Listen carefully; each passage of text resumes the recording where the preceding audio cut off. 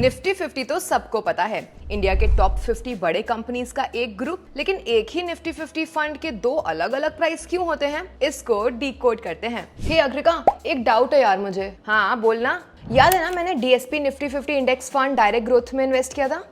याद है। वो ना अभी 24 रुपीज का एनएवी शो कर रहा है। तो तुमने HDFC Nifty 50 index fund direct growth में इन्वेस्ट किया था ना। डाउट ये है कि दोनों फंड्स तो निफ्टी 50 मार्केट इंडेक्स को ट्रैक करते हैं, पर फिर भी उनके एनएवीज अलग क्यों हैं? चलो पहले समझते हैं कि एनएवी होता क्या है और कैसे कैलकुलेट होता है। एनएवी मतलब नेट एसेट वैल्यू, जो कि कैलकुलेट होता है total market value of all assets जो फंड के पास हैं minus total liabilities divided by total outstanding units. यहाँ टोटल आउटस्टैंडिंग यूनिट्स का मतलब वो यूनिट्स जो इन्वेस्टर्स के पास हैं और जो ट्रेडिंग या रिडेम्पशन के लिए अवेलेबल हैं। मान लो अगर एक इक्विटी फंड के पास एसेट्स हैं 100 करोड़ रुपीस और लायबिलिटीज है 5 करोड़ रुपीस और टोटल आउटस्टैंडिंग यूनिट्स हैं 1 करोड़, तो एनएवी होगा 95 रुपीस, मतलब एक यूनिट की प्राइस। और ये एनएवी फंड के परफॉर्मेंस के हिसाब से बदलता रहता है। समझ गई। लेकिन दोनों निफ्टी 50 फंड्स के एनएवीज अलग होने का रीजन क्या है? ब्रो, ये डिपेंड करता है फंड के लॉन्च डेट पे। For example HDFC Nifty 50 index launch हुआ था 17 जुलाई 2002 को और DSP Nifty 50 index fund launch हुआ था 21 फरवरी 2019 को। इसलिए एचडीएफसी निफ्टी 50 फंड को ज्यादा टाइम मिला अपनी एसेट्स को ग्रो करने का, इस वजह से उसका एनएवी ज्यादा होता है। डीएसपी निफ्टी 50 फंड रिलेटिवली नया है तो उसका एनएवी थोड़ा कम है।